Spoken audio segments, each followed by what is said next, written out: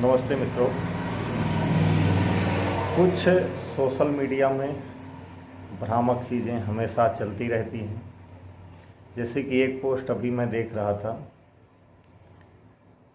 क्या धर्म डूबा, ये टॉपिक है। और इसमें आगे लिखते हैं, औरतों को सती होना चाहिए वरना धर्म का नाश होता है। अभी तो कोई सती नहीं होती, क्या धर्म डूबा। दूसरा बिंदु है, महिला पढ़ेगी तो धर्म का नाश होगा। अब महिला प्रधानमंत्री, स्पीकर और राष्ट्रपति तक का सफर तय कर चुकी हैं, क्या धर्म डूबा। अगला है, शूद्र को शिक्षा दी तो धर्म का नाश होगा। अब शूद्र डॉक्टर, इंजीनियर, प्रोफेसर, कुलपति, स्पीकर, उप प्रधानमंत्री और राष्ट्रपति तक पहुंचा, क्या धर्म डूबा। आगे लिखते हैं, मकान मंदिर से ऊंचा बना तो धर्म का नाश होगा। अब बड़े बड़े टावर बन रहे हैं जिनके सामने मंदिर बौने पड़ गए हैं, क्या धर्म डूबा। ठीक है, आगे बढ़ते हैं। कहाँ गए धर्म के रक्षक, अपनी मूर्खता भरे प्रवचन अब क्यों नहीं देते।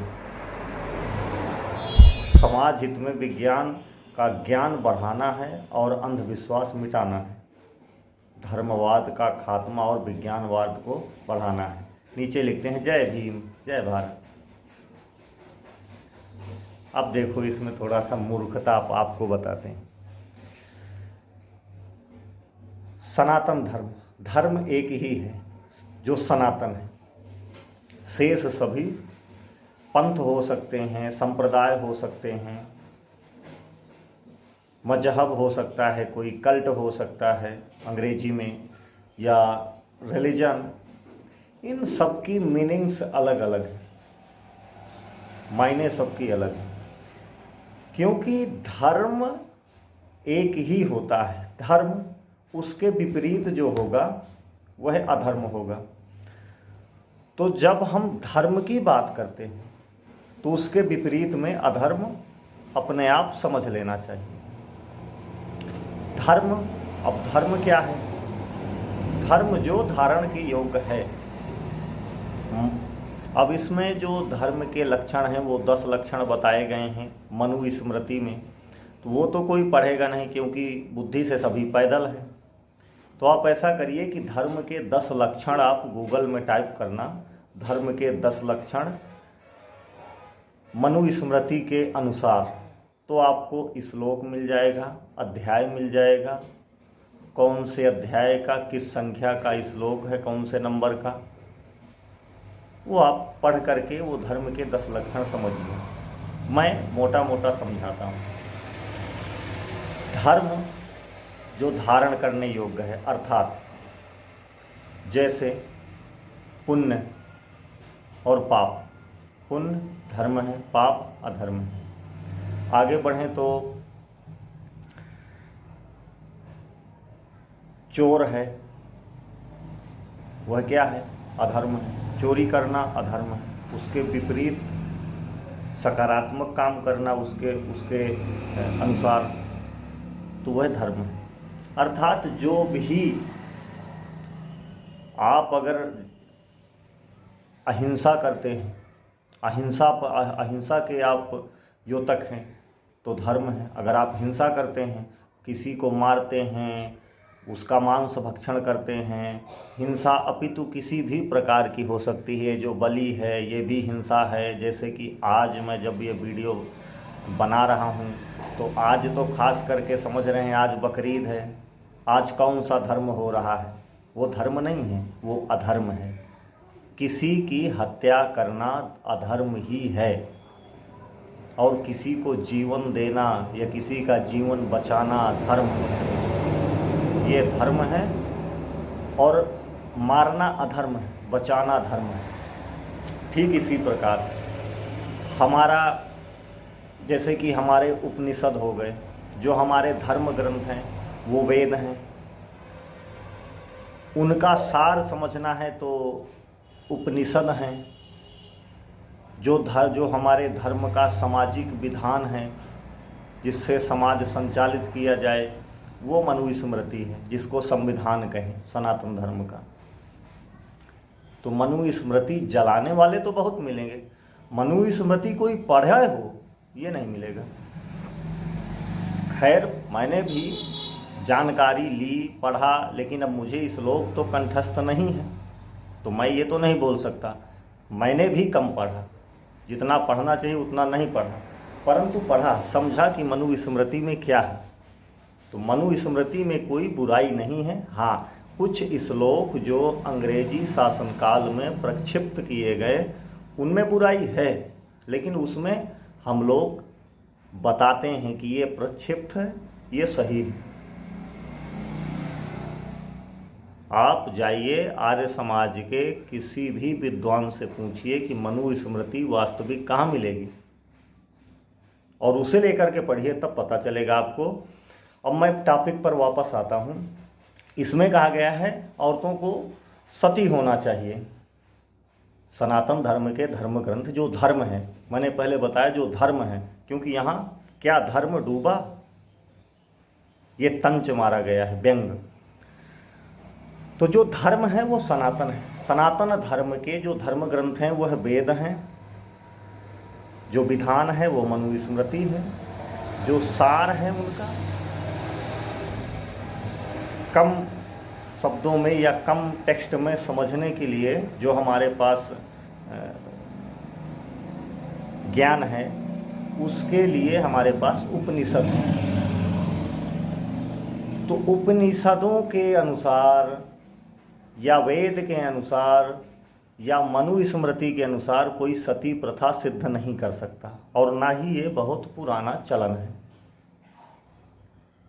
क्योंकि रामायण काल से लेकर के महाभारत काल तक जो भी हमारे पास ऐतिहासिक पुस्तकें हैं, अवेलेबल हैं, उपलब्ध हैं, उनमें से कहीं भी सती होने का कोई बिंदु नहीं आता।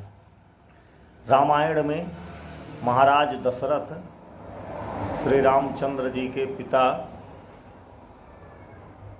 उनकी माता तीनों जीवित रहीं उनके मरणोपरांत, वो तो सती नहीं हुई। इससे यह सिद्ध होता है कि रामायण काल में सती प्रथा नहीं थी। आगे महाभारत काल में कई जगह प्रसंग आता है विधवाओं का, तो अगर बेवा थी तो सती प्रथा नहीं थी, और कहीं भी नहीं मिलेगा। ये मनगढ़ंत बात है। दूसरी बात ये आई, कब आई? जब हमारे देश में मुसलमानों का आक्रमण हुआ, मुगलों का, जो भी कहें, क्योंकि वो इस्लाम दैट्स मीन मुसलमानों का ही कहें, मुगल और ये वो तुगलक कुछ भी कहें, वो सब सही है। तो मुस्लिम आक्रांताओं ने जब भारत में आक्रमण किया, तभी से लोग अपनी बहू बेटी की अधिकतम सुरक्षा में लग गए, क्योंकि वो अनैतिक लोग हैं, अधर्म है। धर्म तो है नहीं उनके पास, धर्म की तो समझ नहीं है, तो अधर्म ही करेंगे। तो वो जब आते थे तो कन्याओं को अपहरण कर लेते थे। कन्याओं का जो विधवाएं थी उनको समस्या थी। तो एक समाज में प्रचलन हो गया कि अगर कोई पुरुष एक्सपायर कर गया तो या तो उसके लिए एक नियोग का प्रावधान था, अगर वह नियोग की उपलब्धता नहीं है, या जैसे कहा जाए नियोग जो है वह सुरक्षा और संतान उत्पत्ति दोनों का साधन है। कोई अगर स्त्री असमय विधवा हो जाती है तो अगर पास का कोई देवर नहीं है घर में, तो फिर वह स्त्री असुरक्षित रहती थी। इसलिए समाज ने यह तय किया कि इनको ये दुराचारियों और भेड़ियों के सामने इनकी जो दुर्दशा होगी उससे अच्छा है इसे पति के साथ में जला दो, और ये प्रचलन में आ गई। इसी तरह बाल विवाह आया। जब छोटी छोटी लड़कियों का 12 साल, 14 साल, 15 साल, 16 साल वयस्क होने के पहले ही वो अपहरण कर लेते थे, तब उनको एक सुरक्षा का भाव जगा कि नहीं, विवाह जो है बचपन में कर दो। क्योंकि एक जो हमारे समाज में, हमारे भारतीय संस्कृति में एक ये था कि अगर किसी की बेटी घर से चली जाए, अपहरण कर ले कोई, कैसे भी चली जाए, तो उसकी बड़ी कहें कि प्रतिष्ठा का प्रश्न होता था। तो इसलिए समाज ने एक सिस्टम बनाया कि देखो बाल विवाह कर देते हैं, कम से कम अविवाहित कन्या घर से नहीं जाएगी। क्योंकि ये पिता का दायित्व है हमारे भारतीय संस्कृति में कि अगर आपके घर पुत्री का जन्म हुआ तो बिना विवाह के वह पुत्री आपके घर से जाती है तो आप एक दायित्व से चूक गए। वह सबसे बड़ा दायित्व है। अगर बेटी है या नहीं भी है तो पास की, पड़ोस की, भाई की, किसी मित्र की बच्ची का कन्यादान सबसे उत्तम माना जाता है। तो वो बिना कन्यादान किए अगर चली गई तो बड़ा पाप माना जाता था हमारे यहाँ। तो इसके लिए बाल विवाह का प्रावधान हुआ।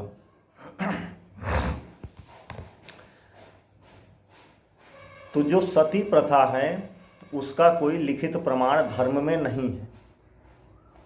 ये कुछ समय के लिए थी जब मुस्लिम्स आक्रांता थे सत्ता में, और उनके जाने के बाद, ये उनके सत्ता से निर्वासित निष्कासित होने के बाद ये कुप्रथा अपने आप समाप्त हो गई। इसी प्रकार बाल विवाह भी समाप्त हो गया समय रहते।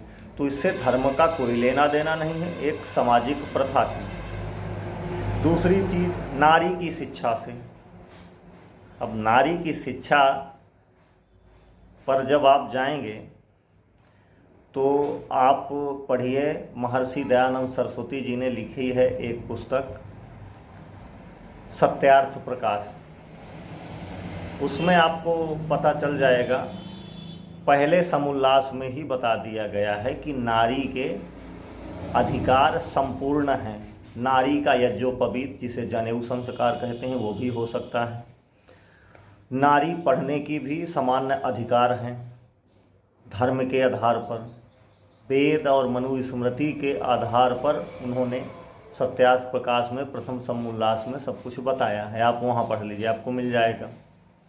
अगली, शूद्र को शिक्षा मिली तो धर्म का नाश होगा। लेकिन अब यहाँ फिर वही बात आ गई, जो मनुस्मृति है उसमें जातियाँ नहीं, वर्ण हैं। वर्ण कौन से हैं? ब्राह्मण, क्षत्रिय, वैश्य, शूद्र। ये 4 वर्णों के लोग, 4 वर्णों के बच्चे एक ही गुरुकुल में पढ़ने जाते थे, एक ही जगह शिक्षा लेंगे, और उसके उपरांत जिसमें जो गुण हुए, क्योंकि जन्म से कोई ना ब्राह्मण है, ना क्षत्रिय है, ना वैश्य है, ना शूद्र है। मनुस्मृति में बताया गया है, जन्मना जायते शूद्रः संस्कारात् भवेत उच्यते। जन्म से सभी शूद्र हैं, संस्कारों से ही लोग उच्च बनेंगे, द्विज बनेंगे। तो जब संस्कार जिसमें जैसे आएंगे, जिसकी जैसी बुद्धि होगी, जैसा विवेक होगा, उसी प्रकार उसे वर्ण मिलेगा। कोई विद्वान है तो उसे ब्राह्मण मिलेगा, कोई साहसी है उसे क्षत्रिय मिलेगा, कोई बिजनेस स्ट्रेटजी अच्छी कर लेता है पढ़ लिख करके, वह वैश्य का पात्र होगा। और जो इन तीनों में से कुछ नहीं कर सकता, और थोड़ा सा नीचे, जो इनके नीचे, जैसे कि कोई फर्नीचर का काम अच्छा कर लेता है, कोई चमड़े का काम अच्छा कर लेता है, कोई संगीत वाद्य यंत्र अच्छे बना लेता है, कोई घर का इंजीनियर है, आर्किटेक्चर है, ये इस प्रकार के जितने भी आप शूद्र जिनको कहते हैं, जिनको कहते हैं आप अछूत हैं, ये जय भीम जय मीम वाले, वो अछूत नहीं है कोई, वो सभी अछूत, सब में से कोई अछूत नहीं है, सभी बराबर हैं। उनको अलग अलग काम के कौशल के आधार पर सभी को अलग अलग विभाग दिए जाते थे, जिन्हें शूद्र आज कहा जाए या कल की भाषा में कहा जाए, या आज उन्हें कह देते हैं सेवा करने वाले। जैसे कोई इंजीनियर है, सिविल इंजीनियर है, वो कहाँ सेवा दे रहा है? सिविल के क्षेत्र में, सड़क पुल निर्माण में वो अपना भागीदारी निभा रहा है। कोई चमड़े का इंजीनियर है तो कहीं लेदर फैक्ट्री में काम कर रहा है। ठीक इसी प्रकार पहले था। तो शूद्र को शिक्षा का अधिकार था।